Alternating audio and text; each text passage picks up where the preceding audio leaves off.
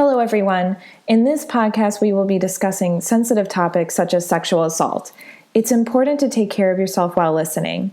Some suggestions are listening while you're in a healthy headspace or knowing who you can reach out to if you become upset.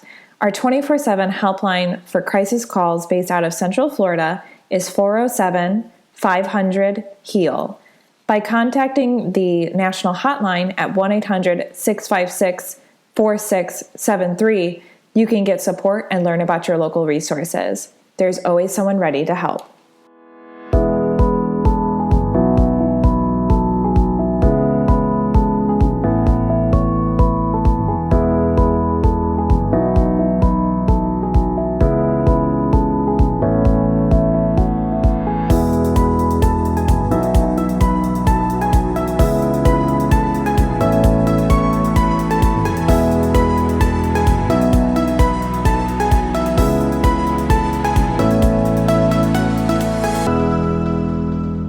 Welcome to the Victim Service Center podcast. Here we sit down with professionals that serve survivors and victims of trauma or those who've experienced violence and have conversations about social issues. This week, we are talking about forgiveness and healing. My name is Emilie Mitchell. My pronouns are she, her, and I am the education coordinator at the Victim Service Center of Central Florida. With me today, I have Sheri Mruz. Sheri uses she, her pronouns and is a happily married mother of one fabulous son. She operates a busy and thriving luxury travel company. Sheri enjoys travel, interior design, and advocating for those affected by crime. Justice and recovery are her wishes for all survivors. So Sheri, thank you so much for being here today. Thank you for having me. And I also have returning Tamara Nelson. Tamara uses she, her pronouns and received her bachelor's degree in psychology and master's degree in mental health counseling from the University of Central Florida. She is a licensed mental health counselor with the state of Florida, certified clinical trauma professional, trained in eye movement desensitization and reprocessing, or EMDR therapy, and a registered yoga teacher with the Yoga Alliance. Tamara is a full-time staff therapist at UCF Counseling and Psychological Services and works part-time as a contract therapist with the Victim Service Center of Central Florida. So Tamara, thank you as well for being back on the podcast. Yes, thank you for having me. I'm really excited to have this conversation with you both. Previously on this podcast, we have had an episode featuring one of VSC's Speakers Bureau members, Diana Oakley, who actually shared her story about how faith helped her in her healing as a tool for forgiveness. We mentioned a lot about how healing looks different for everyone. And today we are honored to have another survivor share their story. So Sheri is going to be here today to share a little bit about her story and what helped her. Today we will be talking much more about forgiveness. We'll be diving much more into this concept, myths surrounding this concept. We'll also be talking about pressure society may put on survivors when it comes to forgiving, and then ways we can all support survivors in their unique healing. So to start off, how would you personally define forgiveness? I don't think there's any one size fits all definition for everyone. I know for me, I hadn't given a whole lot of thought to it because I rejected the idea for so long. It actually felt like the wrong thing to do instead of the right thing. But when I got to the point of even considering it, I think what I went through was a very, very surprising process that was more about myself in the long run than it was about the person that hurt me.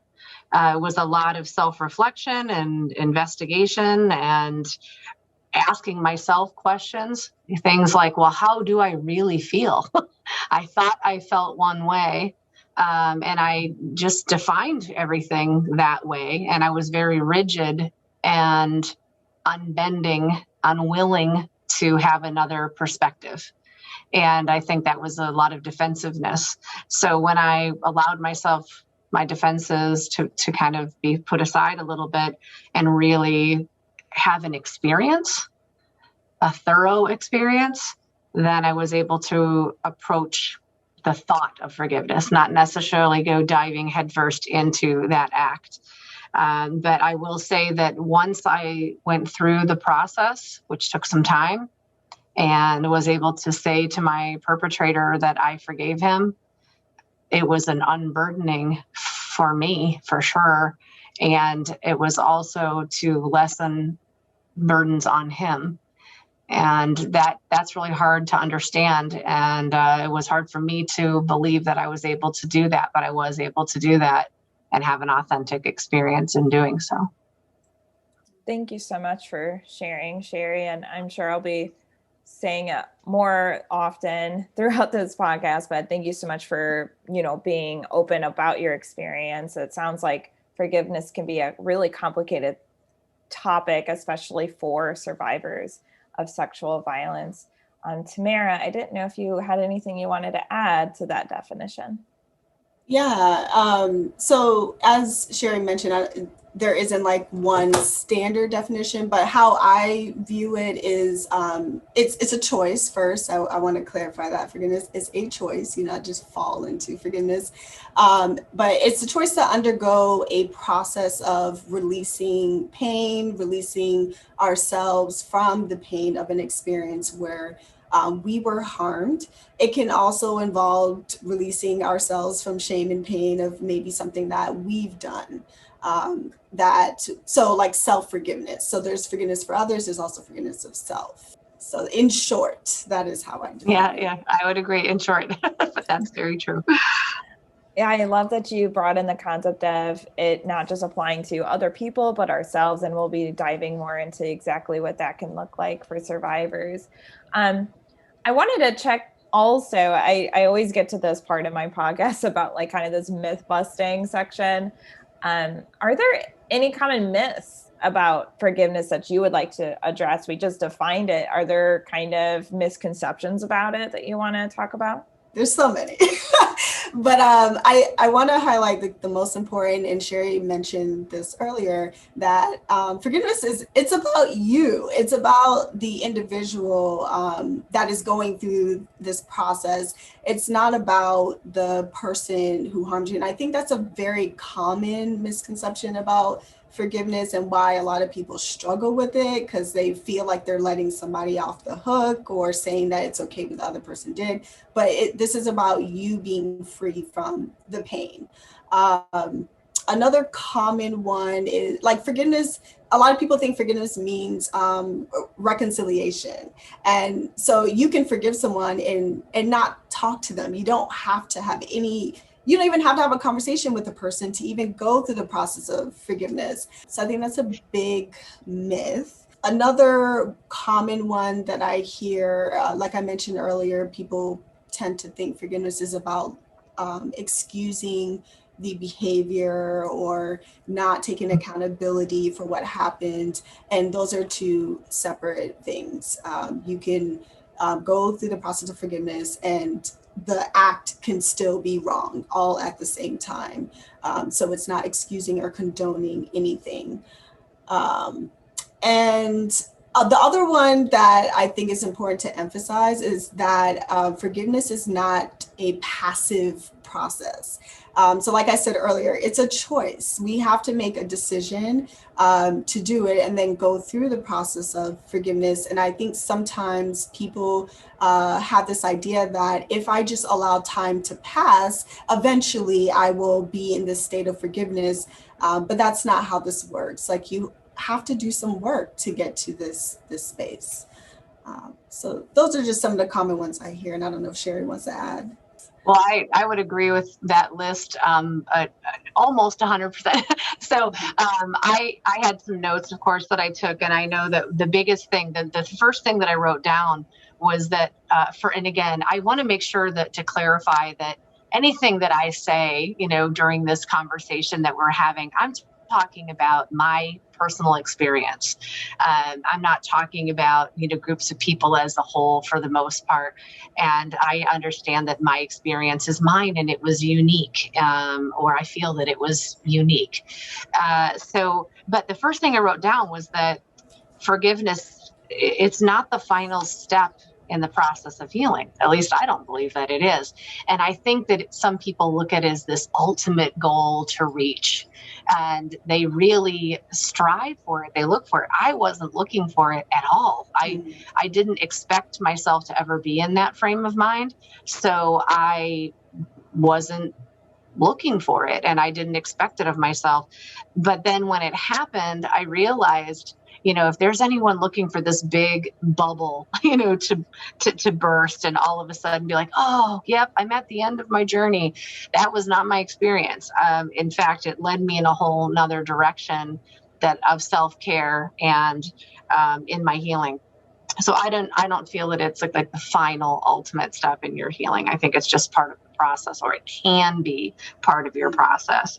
I don't believe that forgiveness is necessary. I think it's great when it happens, if it's authentic and you mean it and you have the experience. I don't know what other word to use, but I don't think that it has to be done. I'd hate for people to feel this pressure to do that if it's just not in their wheelhouse. And I also think that there's that misconception, and you did, Tamara, you did speak about this, that forgiveness is for the one that you're forgiving. I don't know that, I know a lot of people think that, and they believe that. You stated that it really is for the person that's doing the forgiving. And my experience was a little bit different in that realm, in that for me, when I found myself all of a sudden in this situation where I was communicating with the person that had raped me, and I was thinking, I can hardly believe this is happening. Even this process that I was going through the legal system. I remember on the very first phone call that I was on, I was in a hearing, by the way. I was in a parole hearing. And I was thinking, I can't believe this, but I'm actually feeling compassion, and I didn't know that I was capable of this. I didn't know he was deserving of it. And am I on the path to forgiveness? And I was shocked by that. And then right away, my defenses were like, no, he doesn't deserve that. Don't forget what he did to you. And then I had this whole thought process going on for weeks of, well, just because you're willing to look at this and think about your feelings and process this doesn't mean you're giving him a pass for what he did. I wouldn't do that. I would never do that. It isn't something that can be forgotten or, just swept under the rug. But I did think to myself, if I ever get to the point where I really can forgive, what's equally important to me in this process is that it isn't just for me. I have to believe it. I have to really believe that he can be forgiven, or I can't say it. I cannot not mean it. It has to be genuine. It has to be authentic. And then after I got through that and I actually did forgive him, what came crashing down on me was, but you've never forgiven yourself. If he is deserving of being forgiven, how can I not be forgiven? How come I'm walking around with all this baggage, all of this shame and guilt? Some of it is still here. Why is it still here? And that started this other process of, what is it that I am deserving of? What do I deserve? Do I deserve to live a life with those kind of feelings and that kind of negative self-talk?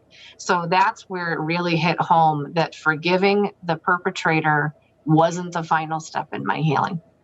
It just really invigorated me into finding a path of focusing on me now instead of all those years of focusing on him. Wow, that was extremely powerful, Sheri. It really does drive home the point that you were making, where, forgiveness seems to be this tool that can help with processing further down, the journey, instead of it being the ultimate goal. Though I suppose it could be, but it sounds like for your story, it was this tool that kind of opened up an entire new kind of pocket or stream, I suppose.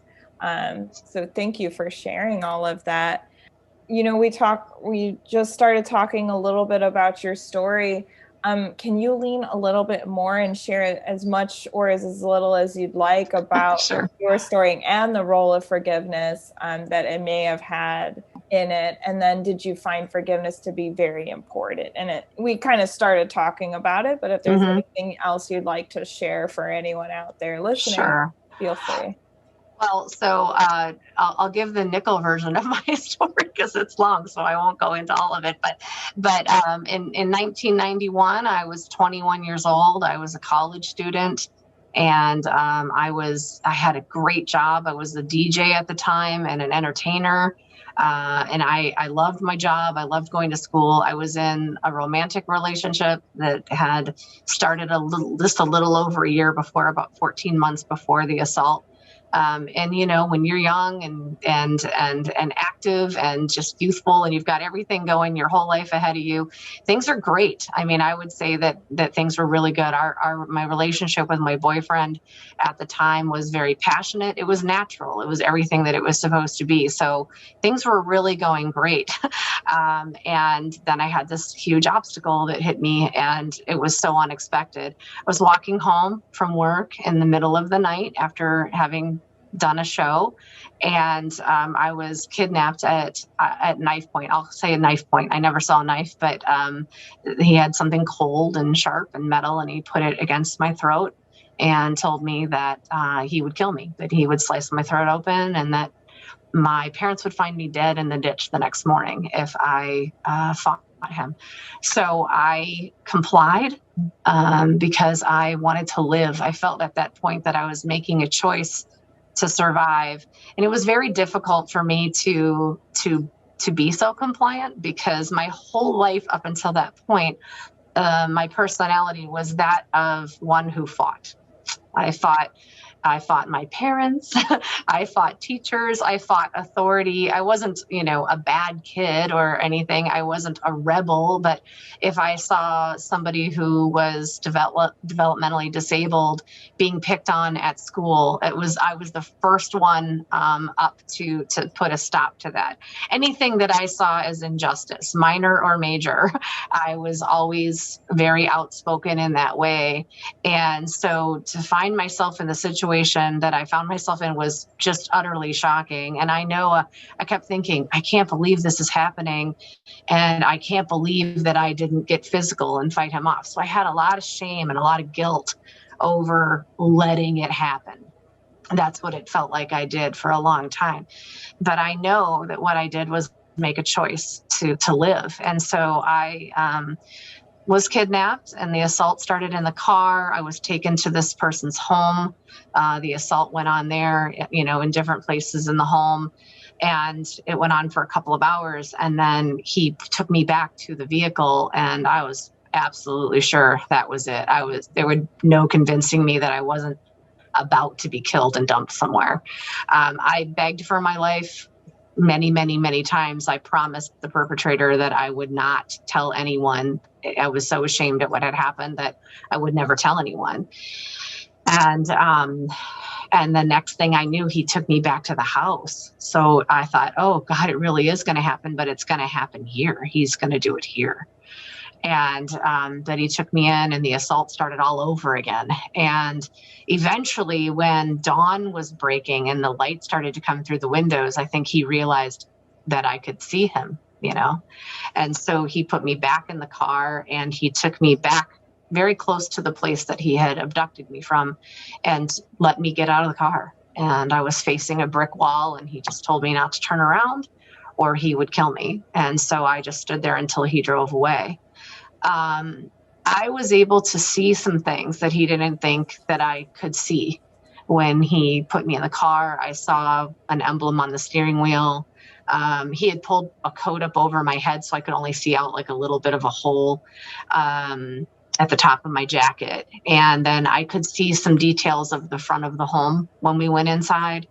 Anyhow, I went to the hospital. I called my boyfriend. He came and got me. He took me to the hospital. The police came. I had the exam. I gave all the information to them.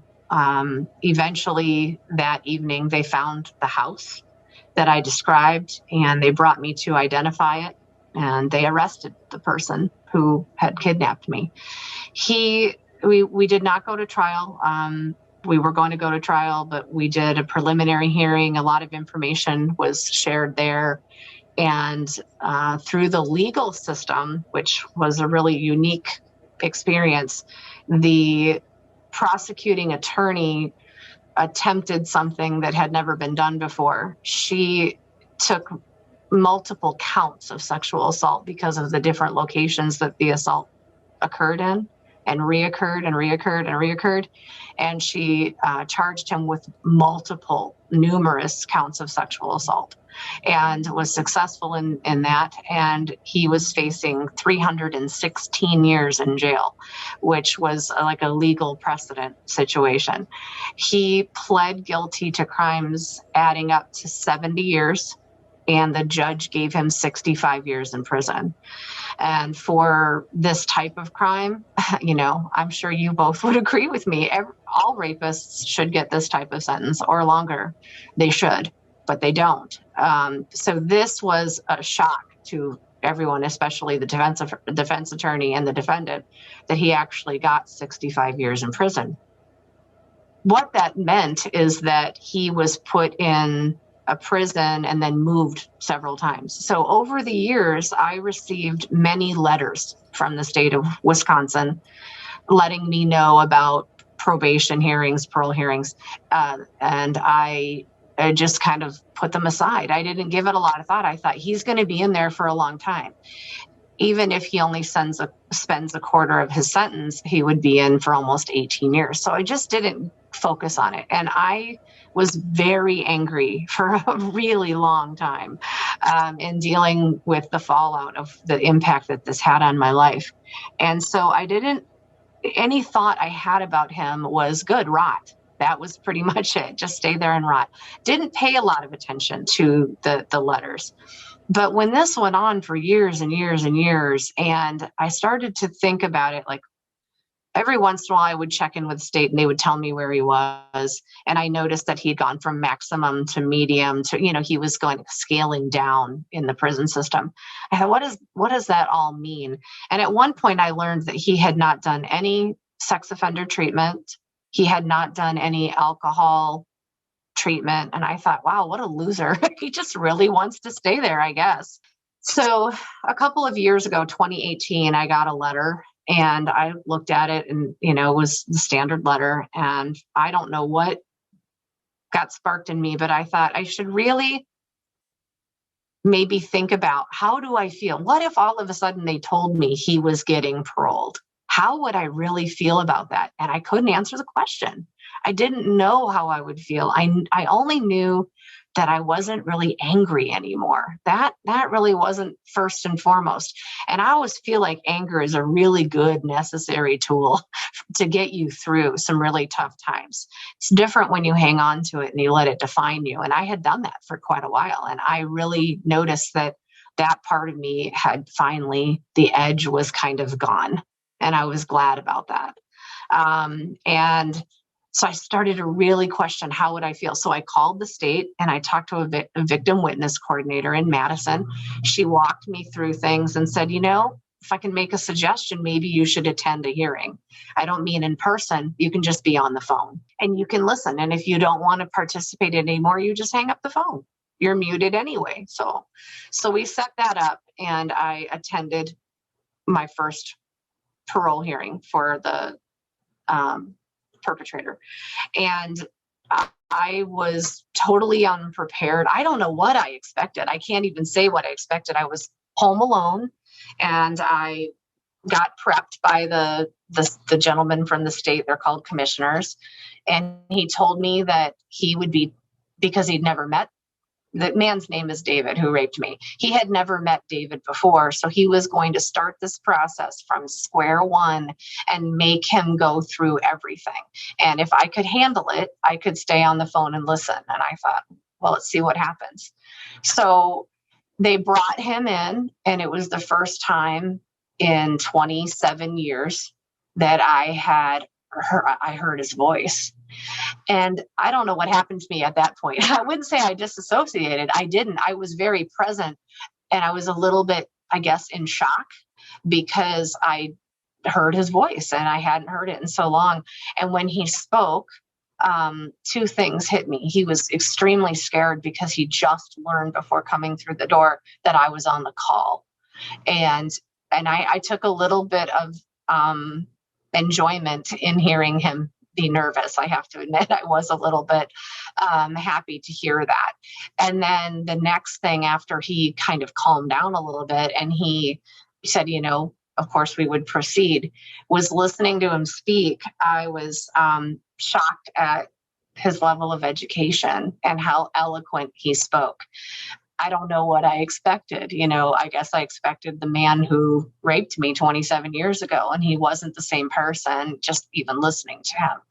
So he was taken through a very long, detailed 2.5-hour process of speaking about his life from childhood up to adulthood. And I remember first thinking, oh, I don't want to hear this. I don't want any excuses. There aren't any excuses. But that's really not what happened. It was more of, for lack of a better word, an explanation of who this person was and is. And it put a lot of things in perspective for me, listening to who he was. I had a lot of misconceptions about him. I thought he was a wife beater, an abuser, and a really just dangerous, angry, serial rapist. Although I had no evidence of that. I only had my experience, and I made up this background for him. And it was very easy for many years to think of him as the boogeyman. He was what everyone warns you about. And that was productive for a long time. But what I came to understand and believe is that that was not true about him. He did an absolutely terrible thing. What was amazing on that call was that the commissioner made him talk about the night of the assault. And he got very quiet all of a sudden, and he kind of mumbled his words. He was mumbling and difficult to understand. And the commissioner said, no, she can't understand you. I can't understand you. Speak loud and clear. And so he kind of took a moment, and then he did. And he told the story from beginning to end.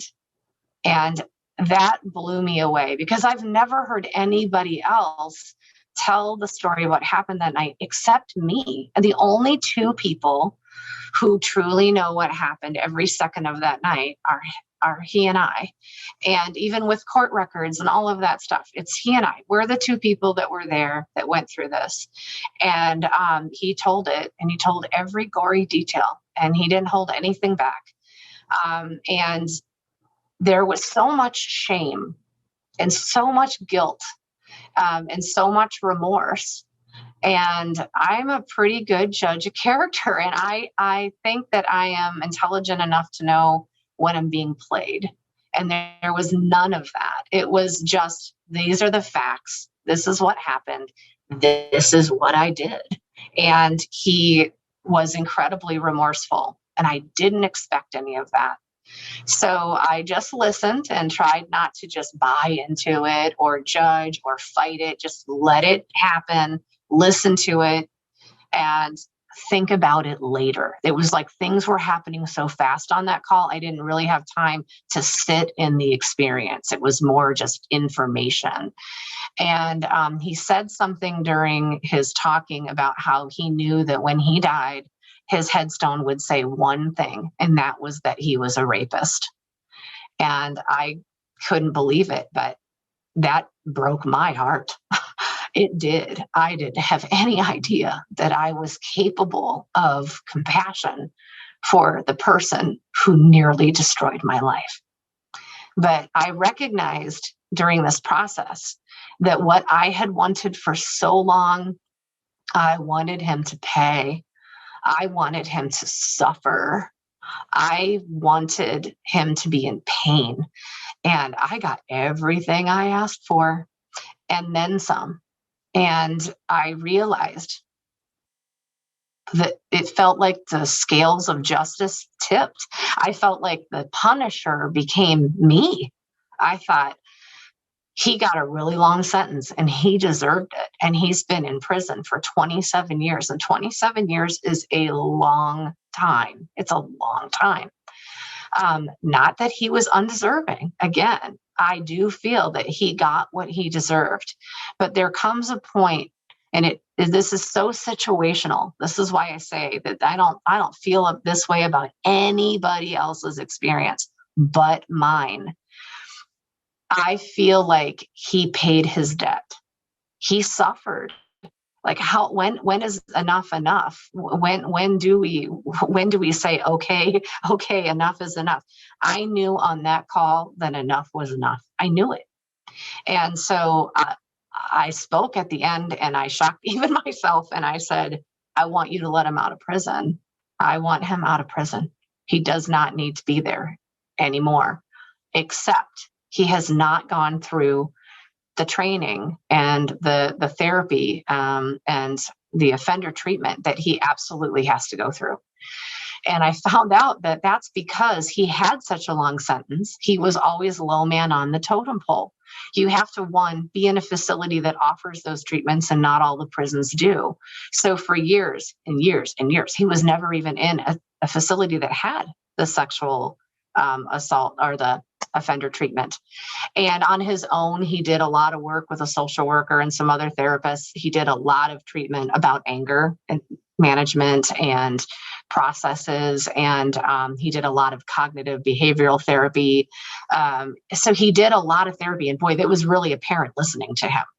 But he had not had those other things that were conditional. So I asked him a question. I said, why did you do what you did? Why did you kidnap me? Why did you rape me? And he couldn't answer that question. He stumbled all over the place and just kept saying, I know I did it. I can talk about it. I can say what I did. I'm so sorry that I did it. And I'm so ashamed that I did it, but I don't know why I did it. And he kept saying, but it wasn't your fault. You were just in the wrong place at the wrong time. And that actually is kind of crazy that statement was helpful to me, but it was. I mean, I knew that I didn't do anything wrong, but I guess I needed to genuinely believe him that he wasn't going to blame anyone else for his behavior. And when he talked about his childhood and his upbringing, he didn't say, because these things happened, that's why I did this. He didn't blame anyone but himself. And I needed to hear that, because to me, accountability is everything. The only person responsible for what happened that night was David, not his dad or his stepdad or me or anyone else. And that was there. So the commissioner was really shocked, and he said, I'll see what I can do to get him moved so he can get the treatment. Anyhow, over the next 2.5 years, I attended more of these hearings and was kept up to date on the progress. And I had these conversations with him in this environment, with the state of Wisconsin involved and everything. And so it was safe. It felt safe. And you could tell he was going through some major processing, and the commissioner changed and all that. So there were some variables that changed. In the end, he eventually did get sex offender treatment, and it was really alarming the impact that had on him. When he spoke about his experience, my first thought was, when he is out of prison, he needs to be involved in some kind of a local program where he can work with other offenders. He would be incredibly effective in doing so.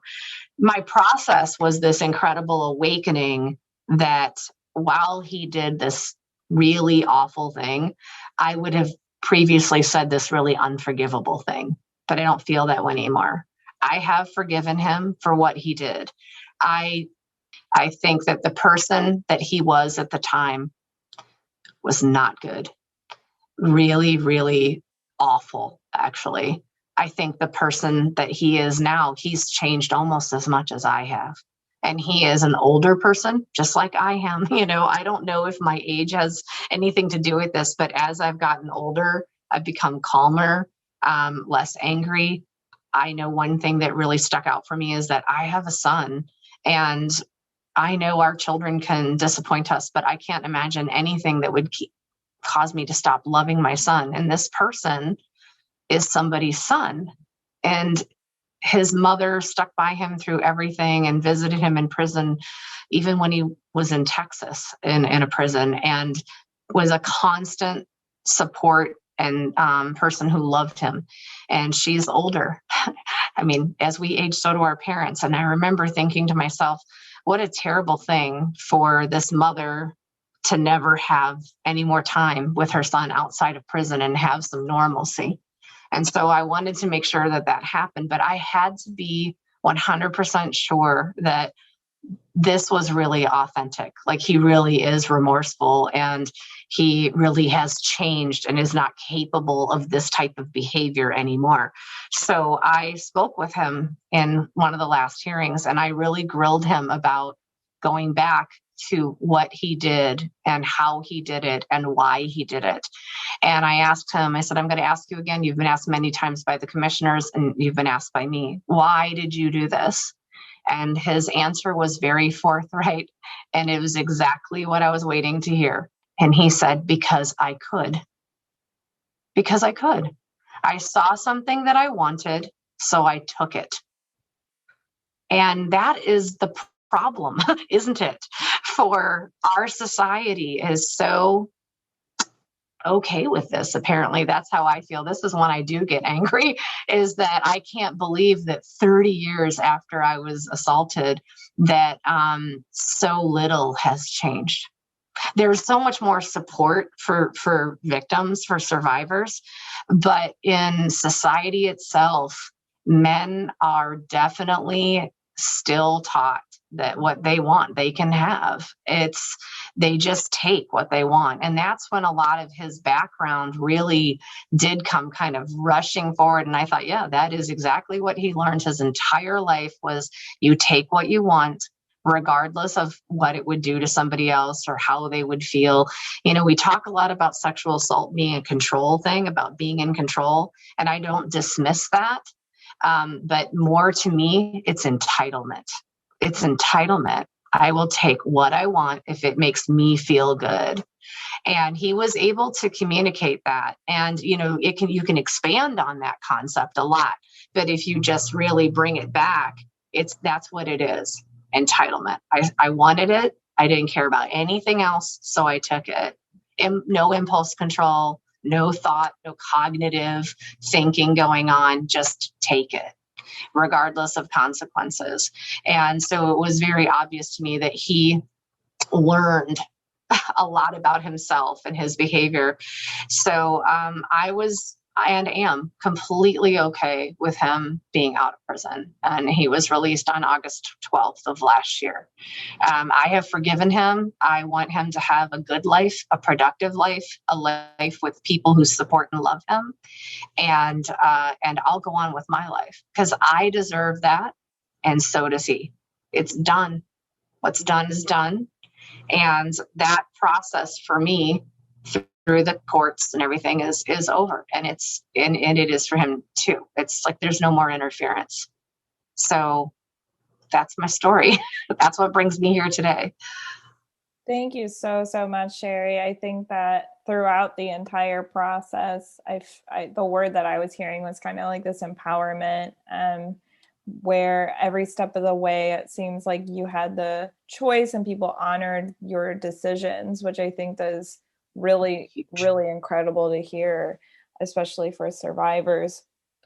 You mentioned earlier that you first forgave him and then you forgave yourself. And I just wanted to quickly ask, was it like a victim blaming kind of feeling that you felt like you needed to forgive? What was it that you felt like you needed to forgive within yourself? I think that it's not about the event that happened. I mean, it was a long time ago. I did question a lot of what I could have done differently, especially not fighting back. I worked with a therapist at one point. I did a really intensive, like 4-day intensive therapy experience where the therapist asked me a question. He said, let's say that you were walking in the parking lot tonight and a man came up to you and put a knife against your throat and said, I'm going to kill you unless you comply, you'll never see your husband or your son again. So we're changing it up a little bit from what actually happened years ago. What are you going to do this time? Are you going to fight or are you going to comply? And it took me a half a second to answer. I said, I'm going to comply. And I don't know why it took me so long for me to realize that what I did that night wasn't not fight. I fought. I did fight. I fought using my brain. I stayed calm. I spoke to the person who was raping me. I kept talking to him, trying to make sure that he didn't get real violent. I convinced him to untie me from the bed. I pulled hair out of my head and put it under the pillow. I asked for water. I put my lip prints and my fingerprints on the glass. I went to the bathroom. I put pubic hair on the back of the toilet. I mean, I was like, leave something behind in case this needs to be solved. What if he does kill me and somehow it gets tied back to him? At least someone will find that I was here. So my brain was going a million miles a minute. So I realized I deserve some freaking credit for this, instead of like, why me, and just all the shame and guilt and everything over being assaulted because it's such a terrible experience, and it is. Why don't I focus on the positives? I mean, I'm pretty smart. I did these things and I got myself out of a situation where I was absolutely sure I was going to be killed. And I think that there was potential for that because, as I said before, I think everyone's capable of some pretty dark behavior. And even though I asked him if he was going to kill me, if he thought he would kill me, and the commissioner asked him that, he was so defensive and said, no, I never would have done that. That's the part I don't believe. I actually don't believe that he wouldn't have. If I had fought back, if I had not been compliant, if he had felt threatened in any way that he was going to get nailed for this, I think he would have killed me to get rid of me. Mm-hmm. So I feel I have felt empowered. And I think that as far as forgiving myself, it took so long to do that. And it was more about forgiving myself over the way that I have behaved over the last 30 years. I have been so negative to myself. The negative self-speak in your head, in my head, has been so much stronger than any positive in any positive speak and affirmations or any of that. And that's what I had to forgive myself for is, wow, you have wasted a lot of time sitting in the dark. It's time to change that. And I do deserve that. It was like, how do I convince myself of this? Why do I need to convince myself of this? And I still have some rough days. It's not, sunshine and rainbows every day. But I did something that my husband suggested that I do. And my husband is a licensed clinical psychologist. So my husband suggested that I take a little picture of myself when I was a child and put it by my bathroom mirror. And I did that. And I look at her and she is me and I am her. And it is incredibly powerful to look at a picture of myself when I was, 6, 7, 8 years old and think, would I allow anyone to talk to her the way that I talk to myself sometimes? There's no way I would let anyone talk to a child that way. And I have to remind myself that we are one and the same. And just because I'm 52 now doesn't mean that self-care is any less important. No one should be able to treat me this way. Most importantly, me. So that was more the forgiveness. It really wasn't about what happened to me that night. It was the way that I've been living my life since then. Yeah. And I'm jumping ahead, but there's a question here about what message I would want to for anyone else. See, I don't want to should on anybody. I don't want to should all over any survivor. Their process has to be their own. And I can tell you that over the years, people told me I should forgive. And I was furious that people would tell me that. There were times I reacted. There were other times I internalized it and just bit my tongue, depending on the situation. But inside my head, I was screaming, how dare you tell me that I should forgive, or that, oh, it'll be so, you'll lift a burden, it'll lift the weight, all these, all the things you hear. And nobody wants to hear that. I can tell you that you don't want to hear it. You have to discover this yourself if you want it. And if it's genuine, I'm telling you that if I heard David say anything less than what he said and conveyed, I wouldn't have been able to do it, because if he wasn't genuinely remorseful, then you can sit there in jail until you are, until you can be accountable fully and take on the responsibility. I just wasn't capable of forgiving him. I have other people who've hurt me in my life in different ways that I haven't forgiven. I don't know that I will, because I just don't see myself making space for it. And I know that's my personality. They're not accountable. They haven't taken responsibility. So I don't want to spend a lot of time, emotion, on those people. I'd rather put that aside and focus on the more positive and people who are deserving of my time and my energy and my emotion. That's who deserves it. My family deserves my time. So I just feel like if there is a message, though, it's that whatever if you are feeling stuck, and I know that's what I was stuck in a process of negative thinking over and over and over again, that then translated to all other areas of my life, not just about the assault.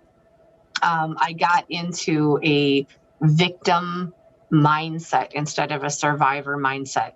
The sooner that can stop, the sooner the rest of your life can start.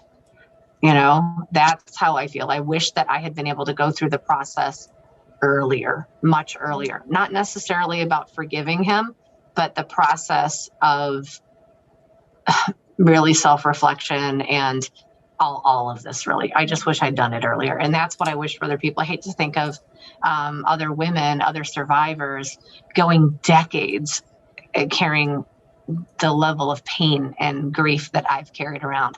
I felt like I died that day. I felt like at least a big part of who I was died. And so I've been mourning that my youthful self all these years, like not realizing that really she's here and she's part of me and I can bring that back. I should be focusing on that instead of the negative. That's what I hope for other survivors. Yeah, I love hearing, this process that you kept saying that this was a process, and we can definitely see that. And Tamara, I'd love to ask you, going back to kind of forgiveness as a process, what can it look like for survivors and other survivors like Sheri? What have you seen in your clients? Yeah. So again, to kind of start, the process can definitely vary from person to person. And I also want to be clear that it's not always this linear, first you do this, then you do this. But generally what I've seen in my work with clients is one, the acknowledgement of what happened. How were you wronged? So I've seen a lot with working with survivors. Sometimes we want to skip over that part and get to the healing and get to how can I just be better and move on. So it's important to kind of slow it down and really acknowledge what happened. How did this impact my life? So that, I think that's important. There's also, so if we're talking about the process of forgiveness, again, going back to making the decision. So being able to say to yourself, like, for one, I know what forgiveness means to me. So that person has to define what that means for them, and then making the choice that I'm going to go through this process of doing so. So the decision is very important. And then there comes the work, which again, that's where things can vary. That can be forgiveness can be the process of showing compassion for yourself, developing understanding of what occurred. So a lot of times when trauma occurs, we could have certain narratives going on. We could develop certain beliefs about ourselves and others in the world. And when we're able to slow it down, do the work, we can sometimes reframe how our perspective on what happened. So that can be part of the process. Then just doing trauma work in itself can be a process of getting to forgiveness, if that is the person's, goal. Not everybody focuses on forgiveness specifically. And then I think there's also finding meaning. So meaning making is a part of like trauma work. And there's this quote that I love by David Kessler. He's actually a death and grieving expert. And I heard it on the Unlocking Us podcast, which is Brene Brown's podcast. But he says that the meaning is not like in the trauma, it's not in what happened. The meaning is in us. It's what we do after whatever happened. And so for a lot of people, meaning making can also aid in their process of forgiveness, or their healing work in general. So those are just some examples of what the process of forgiveness can look like. But again, there's no like definitive framework. It can be very different for different people. Yeah, it seems to be an individualized process, just like healing as it's in and of itself. And also it kind of made me think of narrative therapy a little bit, some components of it where you're kind of going back and writing what happened, and kind of having agency over and ownership of the narrative. If I understand that correctly, again, I want to preface, I'm not a therapist, but we did a podcast on it, and I just think of that. And what is that connection of forgiveness and healing that you have seen in your clients, if any of your clients have gone through this process? Yeah. So with, first there's actual research on forgiveness, and according to research, it has shown to help alleviate symptoms of like depression and anxiety. It also helps with physical health. So I was reading on some studies that it helps with lowering blood pressure and risk for heart disease and cognitive decline. So there's a lot of benefits that have been proven through research. And then when I think about just, my work and what I've seen with clients, and again, I struggle with this term forgiveness, because sometimes in my work with clients, they may choose a different term to define this process. So it could be the process of finding peace with what happened. And so that connection, once a person is able to do the work and go through the mourning and grieving process of what happened, and coming to their form or their space of like meaning through that experience, it's an unloading. Like you're taking off this weight that you've been carrying. You're able to move from being defined by this trauma to now it becoming like a chapter in your book now. It's just a part of your life story, but it no longer defines, it's not the title of the book anymore. So that is kind of how I would answer that in terms like the connection. You're unloading the pain and you're able to move forward in life, because trauma keeps us stuck in what happened. Definitely. I think that's a great way to describe it, Tamara. Going off of that, I mean, I think we kind of, hinted at this multiple times, but does a survivor, in your opinion, or have you seen that survivors have to forgive in order to heal? Yeah, that's such a complicated question. In short, no, I don't think that forgiveness is the end all be all to healing. And Sheri has mentioned this earlier as well. No, I think that there's different paths that people take to healing. So for example, somebody's healing could be getting involved with advocacy work, doing public speaking, working with other survivors. So healing can take all different shapes and forms for different individuals, and it may not necessarily be this process of forgiveness specifically.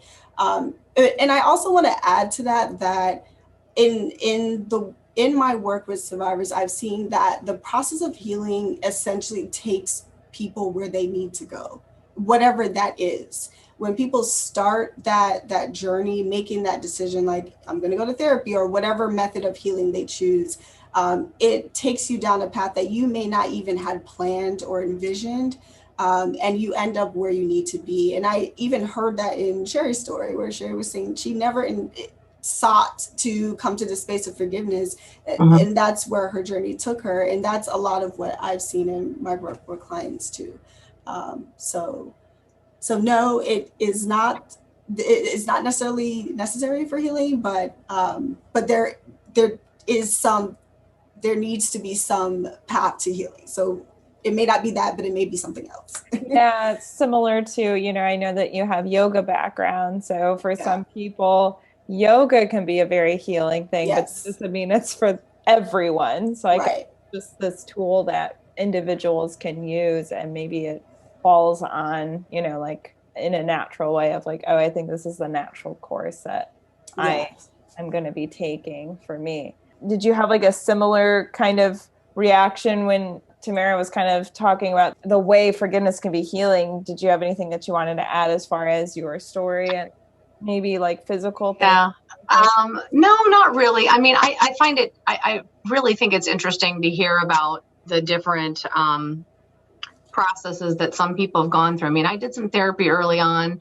And then to me, it's so obvious, like ask for help, that I wish that I had done much more intensive therapy early on. That's why I say there's just so many more resources now than there were. I had a fabulous therapist at the college that I went to, but that was very short-lived. I wanted to get out of that city as soon as I could. And I kind of went the route of let's just get busy and let's try to just, I tried so hard too soon to just put it behind me. And that just can't be done. I mean, I'm sorry, but it just can't be done.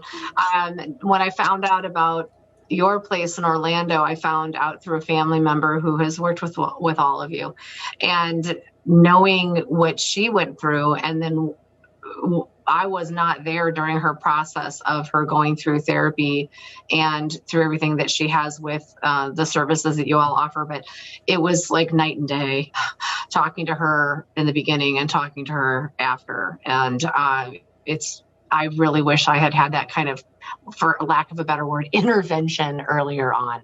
I feel like my healing would have been a lot faster, and not immediate, but it would have been a much faster process than 30 years instead. And I'm still healing. So I just think I would have gotten further quicker if I had gotten intervention earlier on, and the right kind, with people who really understand what trauma and sexual trauma is. But as I would have not been able to handle early on someone talking to me about forgiveness. I had a parole/probation officer who interviewed me within a couple of weeks of the assault to kind of try to prep me for understanding what would happen with the person who raped me. He was just, quote, doing his job. That I remember him talking to me saying, listen, you need to wrap your head around the fact that he'll probably get 8 to 10 years. He'll probably be sentenced to 8 to 10 years. He'll probably serve 3 to 5, and then he'll be out. And you need to wrap your head around that. And, the sooner you can forgive him, the better. I came unglued unglued. It was just I didn't want to hear anything about him serving such a light sentence, but I was more offended by the rest of the conversation, that someone would have the gall to look at a 21-year-old girl who just been kidnapped and raped and, basically held hostage, and say to her, the sooner you can forgive, the better. I was in no space, and he had no right to say those things to me. So I think even early on, if I had gone through therapy, I would not have probably been ready to talk about that. Anger is like the motivator in the beginning, for a lot of people. Sadness and all those other things too, that grieving. But me, it was easy for me to get mad. And that propelled me through the process of going through court and going, at the preliminary hearing and the sentencing hearing and all of that. Anger played its role. And that was what was instrumental for me. I just wish I could have let go of it a lot earlier. The forgiveness part, I don't know. It is so complex. That whole word, that whole concept is so complex. I wrote down reconciliation. I wrote that down earlier because I've had that question in my mind. How do I reconcile what happened to me? How do I balance these columns, and I think a lot in terms of before, after. And that's something that I'm trying to get out of my head, is that I was not, even though it feels that way sometimes, a different person before this happened to me and a different person after. I am this same person. I just had this experience, and that's what I'm working on now, is trying to get used to that idea, so that the old part of my personality and my comfort level and my confidence, my confidence was destroyed that night, utterly destroyed. Trying to bring that back to the forefront and find that again. It's like a resurrection. I don't want to think of myself as having died that day. I want to think of this as more of a continuation and an experience that I got to the other side of, and stop punishing myself so much for all of the negativity that I've experienced and thought about. As always, thank you so much for sharing your story on that. And yeah, I think that we're seeing how forgiveness might look a little different among survivors too. So I didn't know if you had, with your clients, Tamara, we talked a little bit about how healing can look different. Can forgiveness look different? For example, we talked also about the concept of forgiving themselves or the self. Have you seen that survivors have a tougher time forgiving themselves versus the perpetrator, things like that? Yeah, for sure. I would say that's probably one of the common things that I see is self-forgiveness is always the more difficult piece. And to add to that, the other difficult piece I've seen a lot of with survivors is forgiving the people who also played a part in what happened. So there's the trauma, the assault, that happens. And then there's also the family members who weren't there. There's the partner who left the relationship while this person was going through their grieving and their trauma. There's the parent who didn't believe the child who was being abused the whole time. So I've seen that is usually the high point of the pain. It's not even what happened. It's the people that they expected to protect them and to love them and to be there for them that were not there. And that's where I find that a lot of the work is directed. And then I also want to highlight survivors from marginalized identities. When we talk about LGBTQ plus community, we talk about racial minorities, folks from lower socioeconomic status. A lot of these folks don't receive equal attention to their cases. A lot of these people never see justice. A lot of these folks are forgotten, not taken seriously, not believed. And that highly can complicate this process of healing or forgiveness. It adds so many layers. Not that this is easy for anybody, but it certainly adds layers to it. So that's, just some examples of ways that this can look very different for different people.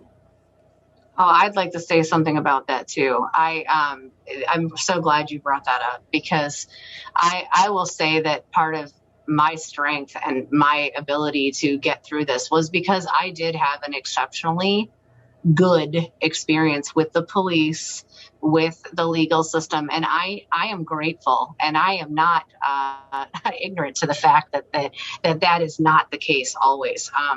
I was treated incredibly well by the police. They did not question whether this was true or anything. And they were out to get the guy. And I think, all the groups you mentioned, they absolutely don't get the same treatment. I absolutely know that. Another thing was unique was this happened in La Crosse, Wisconsin. And we know that assaults happen everywhere. But back in 1991, if it was happening, and not if, we know it was, but it wasn't out in the news like this. And I went right for help. It was never for me a thought process of whether I'm going to go to the police. And I am grateful for that, because I know that there's so many people that would have to sit there and even question whether or not they should make that call. And I did not have that experience. I was treated very well. But I will say that something that was so eye-opening for me was that I was part of a group of women at the college who got together that had all been assaulted. And it was, this was put together by the therapist on campus, who was fantastic. And she got us together, and we had like a little support group, and we ended up doing some public speaking engagements. And there were a core group of us. It was 4 of us, and it eventually grew much larger than that to about 20. I was the only person out of the 4, and eventually the only person out of 20 that was kidnapped on the street, the nightmare that we're all taught about. Then, that was the only one. Everyone else in the group was raped by someone they knew. And I know it's not a contest over whose experience is worse, over whose pain is worse. But I remember thinking, I'm kind of the lucky one here. That was my perspective, was I can't imagine adding that layer on top of everything else, that someone that you knew would do this to you, someone that you maybe trusted. And in some cases, it was someone they barely knew, but they knew. And then all of a sudden, this added this whole other layer of almost invalidity. I don't know if that's a word, but they were like invalidated, that it wasn't as bad as Sheri's situation. She was, kidnapped off the street. Well, this isn't a contest, but I remember watching people's reactions, even in the audiences when we spoke, when they would hear their story. And then we switched it up, by the way, about how we would tell our stories in what order, because I remember so many times that if I went first, when they would hear their stories, they'd be like, oh, yeah, that's bad. But I thought, no, that's wrong. What happened to them is just as awful as what happened to me. They were raped, they were held against their wills, and, their life was completely changed in that moment, just like mine was. So I think about people I think about men, males who are assaulted. We talk about it, but we definitely focus on the female population. And now with LGBTQ and the horrors and of what they experience, and then they get no support. I mean, it's awful. I think things are really out of whack, and I'm hoping that that's changing. I mean, I really advocate for that to change immediately. So. Absolutely. I think that intersectionality is always a super important word to bring in to these kinds of conversations. And it's just like how you mentioned, Sheri and Tamara, it's these layers, and why healing is very individualized for a lot of different reasons. Uh-huh. We talked a lot about a lot, and we've covered a lot. And so I'm going to be jumping a little ahead here. And I wanted to ask you, Tamara, is there a difference between choosing not to forgive? I remember Sheri was talking a lot about how she wished her healing started a little earlier because she felt stuck. So I wanted to kind of lean into if there's a difference between choosing and saying forgiveness is not part of my healing journey, and perhaps being stuck in a place of perhaps anger, and how can a survivor kind of move past these feelings that they're feeling as being stuck without bringing in the concept of forgiveness. Mm-hmm. Yeah, I think as I'm replaying the question in my mind, I think there can be a difference.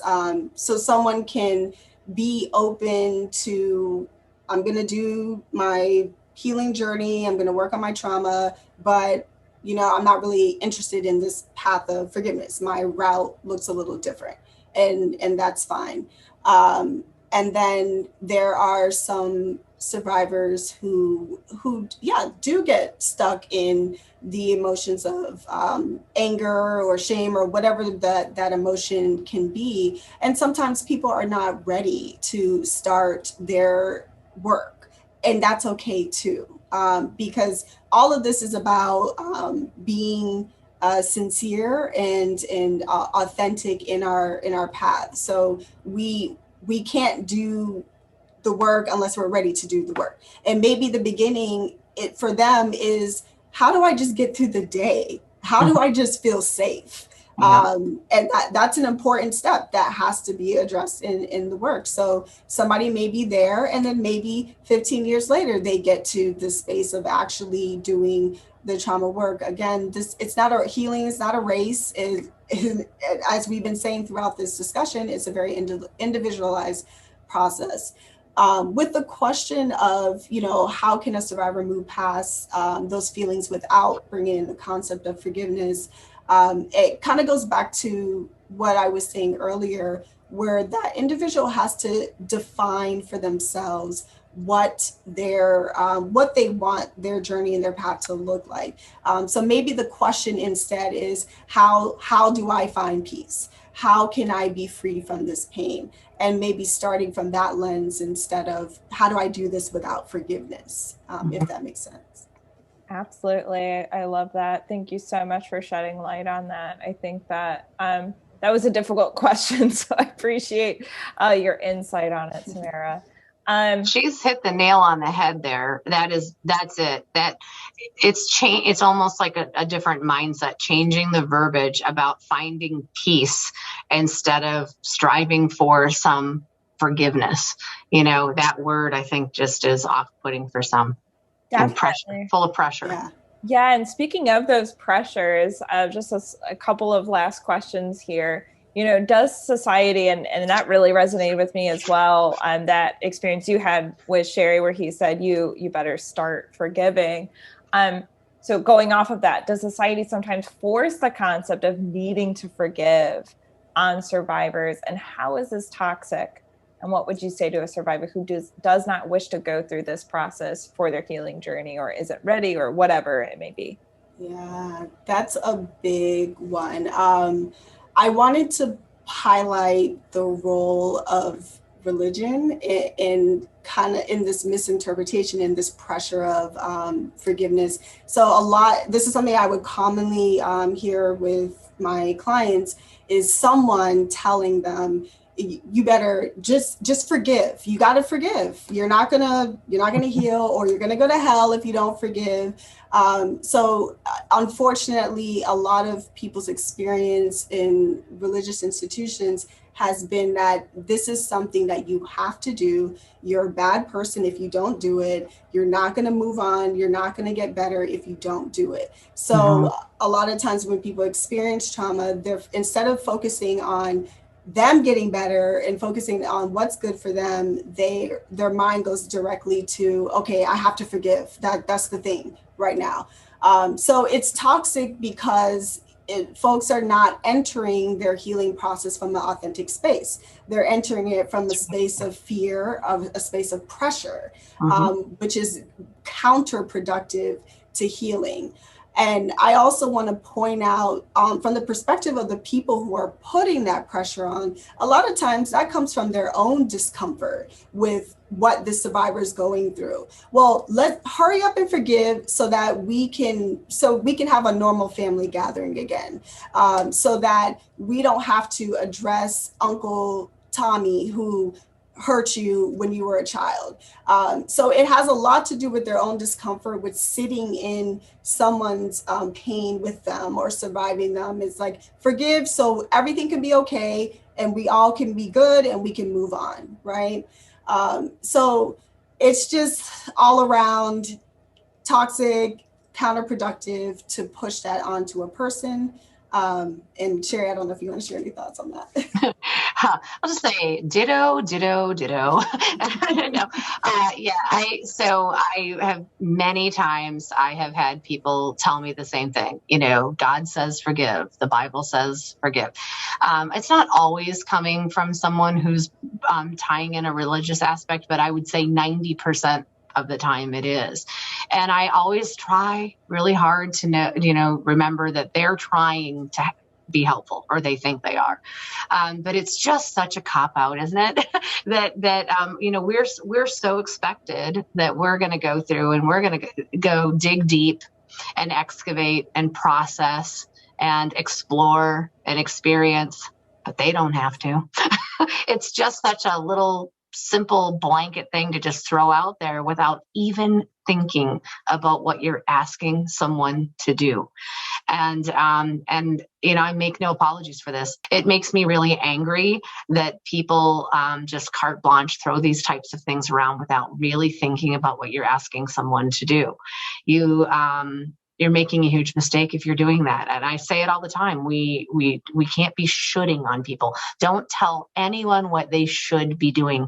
They will figure it out on their own or by asking for help when they want it. And along those same lines, I'll just share an experience that I had and with two of my closest family members, where I shared what was happening with these calls, where I was going on these phone calls that were incredibly stressful, but incredibly important, and going through this process of talking with the commissioners and talking with the person who raped me and literally having conversations with a person who raped me. It was hard. It was really hard to do. And then when I got to the point where I was able to forgive, and I did, I told my family about this. And two of my family members made statements. One said, that's the Spirit working through you. And the other one said, I've prayed for this for a long time, and I knew eventually you'd be able to do it. I knew you'd be able to do it. It's so important. This is what God wants. I'm paraphrasing, but that was it. I had a very hard time with those statements, and I'm proud of myself because I did not stay quiet about it. Again, paraphrasing, but basically what I said was, how dare you give anyone else the credit for what I have gone through, what I was able to do. I did this with no help from you or from God. I do not feel at all. To me, it's like saying the rape was God's fault. It's the same thing. It's like blaming. You can't just give him credit for the good stuff. That would mean that I would have to turn around and say, well, it was God's fault that this happened to me. And I don't believe that either. So I think people, they just don't think before they open their mouths. They don't. And they really believe that they mean well, that they don't understand how much that hurts to have the credit taken away. And I'm sure I sound very braggy here, but I survived what happened to me because I kept my wits about me, and I got out of that situation, a situation that I didn't put myself in. I had every right to walk down the street to go home from my job. We don't ask for this. This happens. It's great when someone's able to fight and defend themselves and get away. I am so happy that happens. It didn't happen in my situation, not in the traditional way, but I did survive. And then all these years later, I went through a process that I didn't see coming, that I didn't expect, that was not easy. And I am glad that I did it. I deserve to live the rest of my life without this burden. And I get the credit for that. Me, not that I didn't have help. I have a husband who's incredible, who has been with me every step of the way. He was my boyfriend at the time of the assault. We have been together since 1989. He's gone through all of this with me. And I will say that he is a big reason that I am still here and am able to do this, because I have his full unbending support. And I have an incredible son, and I have other family members who are supportive. And some of the people that said those things to me, they are wonderfully supportive people. I know they love me, but I take a real offense at anyone giving anybody else the credit for what I wholly deserve. And I feel that way for all survivors. You need to inspect what you have done and realize that the fact that you're getting up in the morning and you are facing another really tough day. I don't know where you're at in your process, but I'm 30 years out and I still get triggered. I still see something on the news that I go, oh my God. And it can put me out for the day. And instead of bashing myself and going, you just wasted an entire day at home doing nothing but sitting in these horrible feelings. I'm not doing that anymore. I'm going, I needed to do that. For whatever reason, I needed to experience that. I needed to honor the person that I'm now reading about has gone through this. I needed to do that. It might not be great to rubberneck someone else's pain, but I will do that from time to time because I still feel like it's part of my process. And survivors need to give themselves credit and permission to do whatever it takes to heal and get through the next day and the next week and the next month and the next decade. You're allowed to do that. We're allowed to do that. I love that. While you both are talking, I'm thinking a lot about these specific conversations that I've had earlier. And in the first podcast we ever had, we had a survivor on sharing her story, and the advocate that was on, who's now one of our therapists, Johnny, said something like, because she kept saying like, oh, it's because of you, advocates and absolutely supporters are really important. But I remember Johnny saying, you're doing the work, the survivors are doing the work. And so I always kind of think about that, and that really resonated with me, Sheri, when you were sharing that.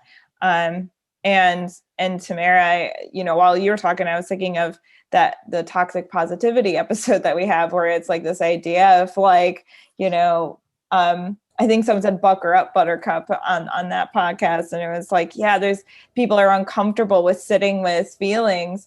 And then it kind of makes people feel like, oh, I should get quote unquote over this, and the shame around it. And then people are less likely to share what they're really feeling, and genuine feelings are just kind of shoved under the rug, and they absolutely shouldn't be. So I appreciate you. Like, these are perspectives that I think are super important to highlight and uplift. And thank you both so much. Before we sign off, I'd like to ask if there's anything else you'd like to say to supporters out there. You were saying how important they are, Sheri, and I couldn't agree more on how they can help survivors in their lives. Or is there anything you'd like to say to survivors, and whoever wants to jump in? My last thoughts, I guess, to supporters, I would definitely, especially if you're like a partner or a family member of somebody who's a survivor, if you're not sure like how to support, or you're kind of dealing with your own discomfort or pain with what happened, definitely seek counseling for yourself. At Victim Service Center, we provide services to secondary survivors as well. So just know that is a resource for you to help, because the trauma affects everybody, not just the person who is victimized. And what I would want to say to survivors is, don't, as Sheri mentioned, don't focus on this goal of forgiveness. Just figure out like what healing looks like for you. Healing is not a race, it is not linear, and it is a lifelong process. So just take ownership over your own healing, define that for yourself. I would definitely say that supporters, whether it's parents, siblings, partners, definitely join a group, get some help somewhere so you have an understanding. There's so many questions that I think that supporters have and they're afraid to ask. Again, my situation is kind of unique, with my husband's background and that we've been together for so long, but he also found support with the boyfriends of these girls that I was in college with. He became part of the group, and the men started coming to speaking engagements and speaking too. And it was really impactful. So I think that's really important, but he has struggled right along with me over the years. The other thing is, I think it's really important for people to be conscious of what they say to someone, especially right after something happens. The questions that are asked, and I'm not sure that people really need to ask questions. Maybe think more about statements about, I love you, I care for you, anything that you need. I don't know what that is, but if you need space, if you need someone just to sit with you quietly, anything. You can offer support without drilling somebody with questions. You can offer support without making statements. Sometimes people think that they're being an advocate by saying, anything. It could be, oh my God, what a terrible thing to happen to you. What a jerk that guy is, or whatever. And of course, it, but maybe you're not in the space to hear more negative speak at the time. So I think it's really important. I was really shocked after my assault at some of the things that people said and people asked. And I was kind of dumbfounded sometimes with what they were focusing on. And that's where a lot of victim blaming, of course, comes in, where people who don't intend to victim blame say something like, well, why didn't you call a cab? Or, why were you walking home at 3 a.m.? It's like, well, why do I have to even answer that question? But I knew them well enough to know that they weren't really blaming me. They were just curious to know what were the circumstances that led you to be outside at 3 a.m. But I was defensive and I didn't feel that was supportive. So there are things that people they just really need to kind of step back before they say anything. And for survivors, just, don't try to do this on your own. Don't try to do this on your own. It's a lot easier when you have a support network, small or big. Thank you so much, Tamara and Sheri. I learned so much from both of you. And I want to thank the listener for listening to the Victim Service Center podcast. The VSC is a nonprofit organization that provides free, confidential counseling services for victims and their supporters of any kind of trauma in Central Florida. To learn more about our services, please visit victimservicecenter.org. And to everyone listening, healing is not linear and you are not alone. And thank you so, so much, Tamara, and so, so much, Sheri, for joining me today. Thank you. Thanks.